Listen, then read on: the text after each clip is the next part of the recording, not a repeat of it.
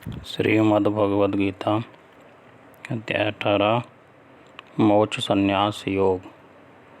मोक्ष संन्यास योग नामक 18वां अध्याय हिंदी में। इसमें सुनेंगे त्याग का विषय, कर्मों के होने में सांख्य सिद्धांत का कथन, तीनों गुणों के अनुसार ज्ञान, कर्म, कर्ता, बुद्धि, धृति और सुख के पृथक पृथक भेद, फल सहित बड़ धर्म का विषय, ज्ञान निष्ठा का विषय, भक्ति सहित कर्मयोग का विषय,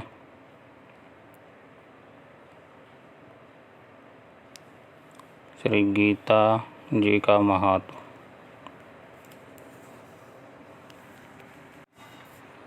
अर्जुन बोले, हे महाबाहो, हे अंतर्यामिन, हे वासुदेव, मैं संन्यास और त्याग के तत्व को पृथक पृथक जानना चाहता हूँ। श्री भगवान बोले, कितने ही पंडित जन तो काम्य कर्मों के त्याग को संन्यास समझते हैं तथा दूसरे विचार कुशल पुरुष सब कर्मों के फल के त्याग को त्याग कहते हैं। कई एक विद्वान ऐसा कहते हैं कि कर्म मात्र दोष युक्त है, इसलिए त्यागने के योग्य है, और दूसरे विद्वान यह कहते हैं कि यज्ञ, दान और तप रूप कर्म त्यागने योग्य नहीं हैं। हे पुरुष श्रेष्ठ अर्जुन, संन्यास और त्याग, इन दोनों में से पहले त्याग के विषय में तू मेरा निश्चय सुन, क्योंकि त्याग सात्विक, राजस और तामस भेद से 3 प्रकार का कहा गया है। यज्ञ, दान और तप रूप कर्म त्याग करने के योग्य नहीं हैं, बल्कि वह तो अवश्य कर्तव्य हैं, क्योंकि यज्ञ, दान और तप ये तीनों ही कर्म बुद्धिमान पुरुषों को पवित्र करने वाले हैं।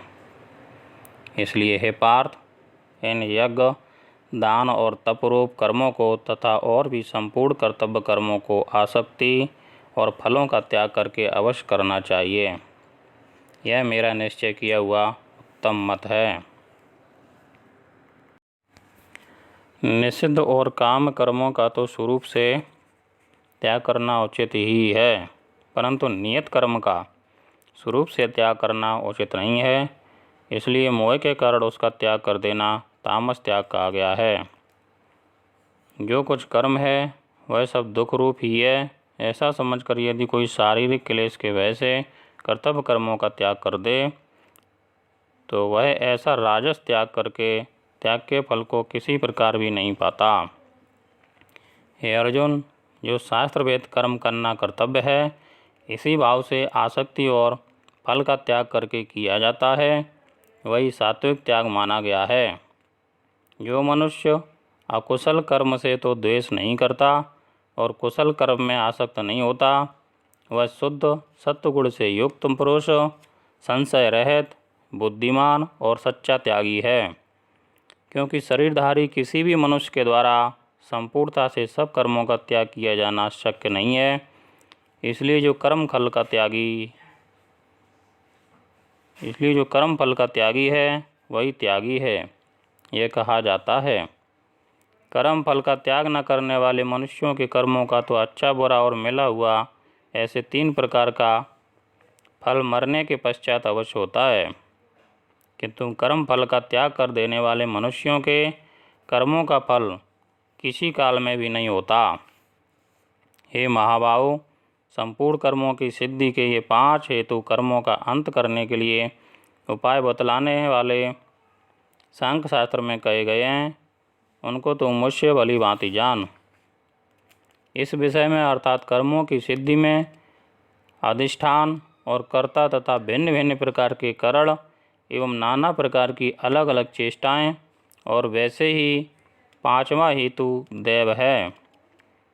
मनुष्य मन, वाणी और शरीर से शास्त्रानुकूल अथवा विपरीत जो कुछ भी कर्म करता है, उसके ये 5 कारण हैं। परंतु ऐसा होने पर भी जो मनुष्य अशुद्ध बुद्धि होने के कारण उस विषय में यानी कर्मों के होने में केवल शुद्ध स्वरूप आत्मा को कर्ता समझता है, वह मलिन बुद्धि वाला अज्ञानी यथार्थ नहीं समझता। जिस पुरुष के अंतःकरण में मैं करता हूँ ऐसा भाव नहीं है तथा जिसकी बुद्धि सांसारिक पदार्थों में और कर्मों में लिपायमान नहीं होती, वह पुरुष इन सब लोगों को मारकर भी वास्तव में न तो मारता है और न पाप से बंधता है। ज्ञाता, ज्ञान और ज्ञेय ये तीन प्रकार की कर्म प्रेरणा हैं और कर्ता, करण तथा क्रिया ये तीन प्रकार का कर्म संग्रह है। गुणों की संख्या करने वाले शास्त्र में ज्ञान और कर्म तथा कर्ता गुणों के भेद से तीन तीन प्रकार के ही कहे गए हैं। उनको भी तुम मुझसे भली भांति सुन।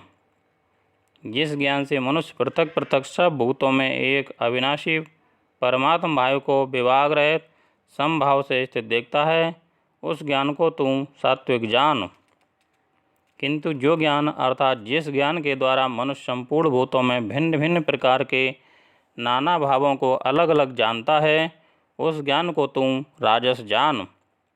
परंतु जो ज्ञान एक कार्य रूप शरीर में ही संपूर्ण के सदृश आसक्त है तथा जो बिना युक्ति वाला तात्विक अर्थ से रहित और तुच्छ है, वह तामस कहा गया है। जो कर्म शास्त्र विधि से नियत किया हुआ और कर्तापन के अभिमान से रहित हो तथा फल न चाहने वाले पुरुष द्वारा बिना राग द्वेष के किया गया हो, वह सात्विक कहा जाता है। परंतु जो कर्म बहुत परिश्रम से युक्त होता है तथा भोगों को चाहने वाले पुरुष द्वारा या अहंकार युक्त पुरुष द्वारा किया जाता है, वह कर्म राजस कहा गया है। जो कर्म परिणाम, हानि, हिंसा और सामर्थ्य को न विचार कर केवल अज्ञान से आरंभ किया जाता है, वह तामस कहा जाता है। जो कर्ता संग्रहित, अहंकार के वचन न बोलने वाला, धैर्य और उत्साह से युक्त तथा कार्य के सिद्ध होने और न होने में हर्ष, शोकादि विकारों से रहित है, वह सात्विक कहा जाता है। जो कर्ता आसक्ति से युक्त, कर्मों के फल को चाहने वाला और लोभी है तथा दूसरों को कष्ट देने के स्वभाव वाला, अशुद्धाचारी और हर्ष शोक से लिप्त है, वह राजस कहा गया है। जो कर्ता अयुक्त, शिक्षा से रहित, घमंडी, धूर्त और दूसरों की जीविका का नाश करने वाला तथा शोक करने वाला, आलसी और दीर्घसूत्री है, वह तामस कहा जाता है। हे धनंजय, अब तुम बुद्धि का और धृति का भी गुणों के अनुसार तीन प्रकार का भेद मेरे द्वारा संपूर्णता से विभागपूर्वक कहा जाने वाला सुन। हे पार्थ, जो बुद्धि प्रवृत्ति मार्ग और निवृत्ति मार्ग को, कर्तव्य और अकर्तव्य को, भय और अभय को तथा बंधन और मोक्ष को यथार्थ जानती है, वह बुद्धि सात्विकी है। हे पार्थ, मनुष्य जिस बुद्धि के द्वारा धर्म और अधर्म को तथा कर्तव्य और अकर्तव्य को भी यथार्थ नहीं जानता, वह बुद्धि राजसी है। हे अर्जुन, जो तमोगुण से घिरी हुई बुद्धि अधर्म को भी यह धर्म है ऐसा मान लेती है तथा इसी प्रकार अन्य संपूर्ण पदार्थों को भी विपरीत मान लेती है, वह बुद्धि तामसी है। हे पार्थ, जिस अव्यभिचारिणी धारण शक्ति से मनुष्य ध्यान योग के द्वारा मन, प्राण और इंद्रियों की क्रियाओं को धारण करता है, वह धृति सात्विकी है। परंतु हे प्रथापुत्र अर्जुन, फल की इच्छा वाला मनुष्य जिस धारण शक्ति के द्वारा अत्यंत आसक्त धर्म, अर्थ और कामों को धारण करता है, वह धारण शक्ति राजसी है। हे पार्थ, दुष्ट बुद्धि वाला मनुष्य जिस धारण शक्ति के द्वारा निद्रा, भय, चिंता और दुख को तथा उत्तम उन्मत्तता को भी नहीं छोड़ता अतः धारण किए रहता है, वह धारण शक्ति तामसी है। हे वरश्रेष्ठ, अब तीन प्रकार के सुख को भी तुम मुझसे सुन। जिस सुख में साधक मनुष्य भजन, ध्यान और सेवादि के अभ्यास से रमण करता है और जिससे दुखों के अंत को प्राप्त हो जाता है, जो ऐसा सुख है वह आरंभ काल में यद्यपि विष के तुल्य प्रतीत होता है, परंतु परिणाम में अमृत के तुल्य है। इसलिए वह परमात्मा विषयक बुद्धि के प्रसाद से उत्पन्न होने वाला सुख सात्विक कहा गया है। जो सुख विषय और इंद्रियों के सहयोग से होता है वह पहले भोग काल में अमृत के तुल्य प्रतीत होने पर भी परिणाम में विष के तुल्य है, इसलिए वह सुख राजस कहा गया है। जो सुख भोग काल में तथा परिणाम में भी आत्मा को मोहित करने वाला है वह निद्रा, आलस्य और प्रमाद से उत्पन्न सुख तामस कहा गया है। पृथ्वी में या आकाश में अथवा देवताओं में तथा इनके सिवा और कहीं भी ऐसा कोई भी सत्व नहीं है जो प्रकृति से उत्पन्न इन तीनों गुणों से रहित हो। हे परंतप, ब्राह्मण, क्षत्रिय और वैश्यों के तथा शूद्रों के कर्म स्वभाव से उत्पन्न गुणों द्वारा विभक्त किए गए हैं।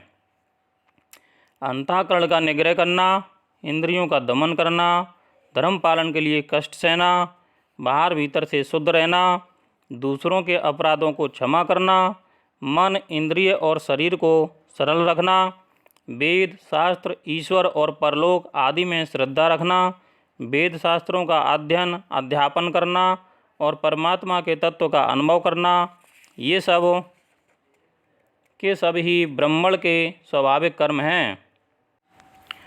शूरवीरता, तेज, धैर्य, चतुरता और युद्ध में न भागना, दान देना और स्वामी भाव, ये सब के सब ही क्षत्रिय के स्वाभाविक कर्म हैं।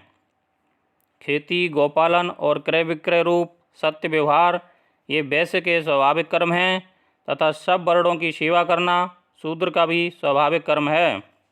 अपने अपने स्वाभाविक कर्मों में तत्परता से लगा हुआ मनुष्य भगवत प्राप्ति रूप परम सिद्धि को प्राप्त हो जाता है।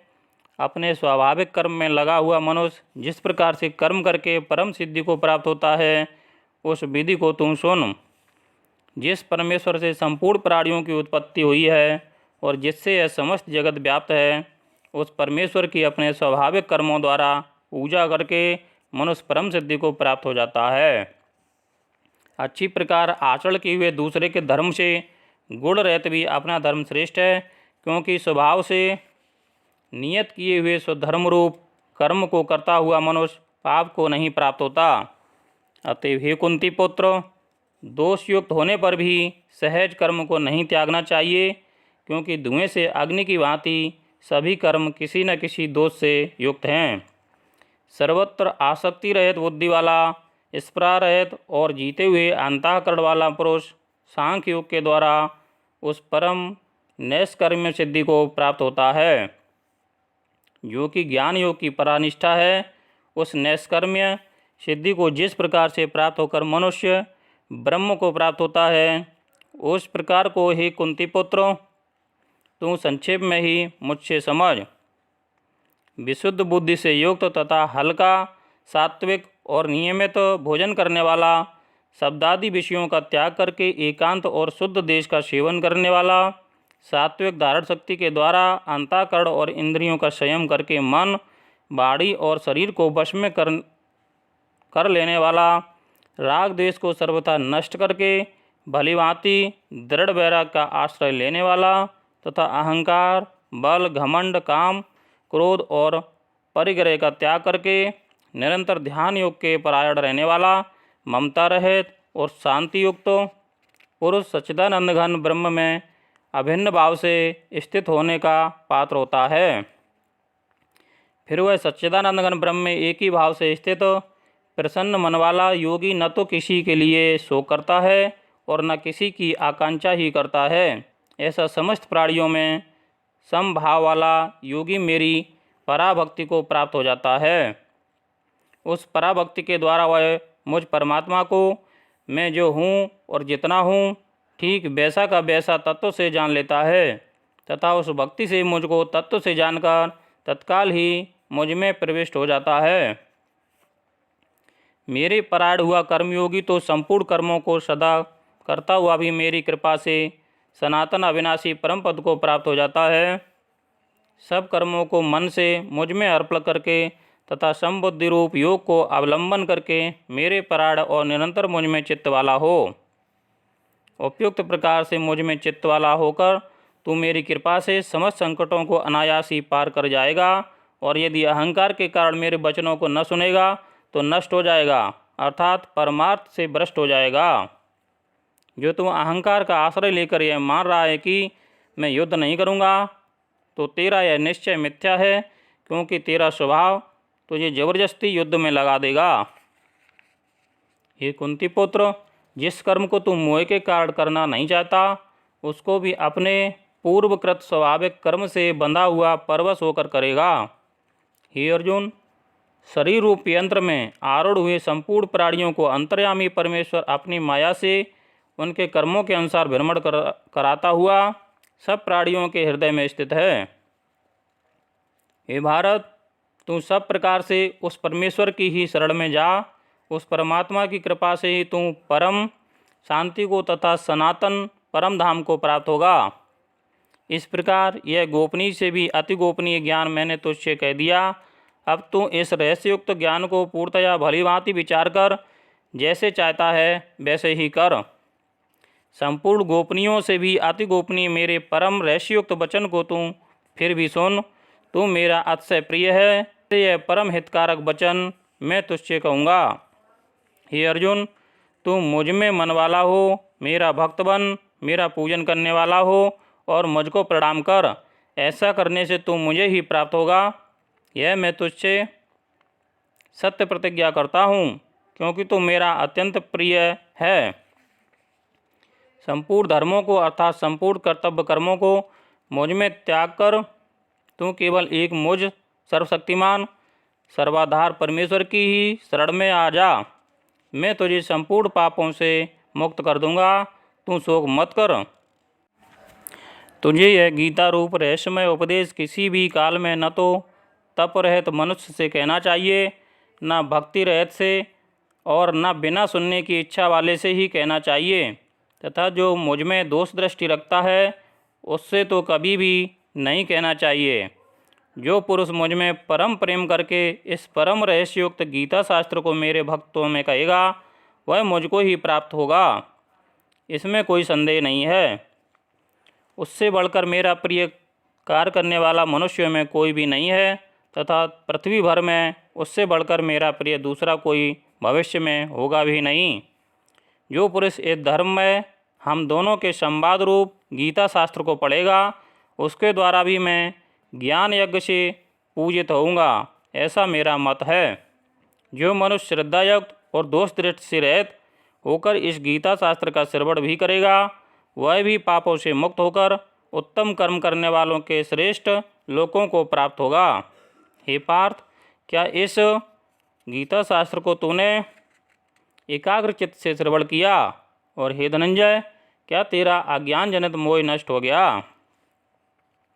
अर्जुन बोले, हे अच्युत, आपकी कृपा से मेरा मोह नष्ट हो गया और मैंने स्मृति प्राप्त कर ली है।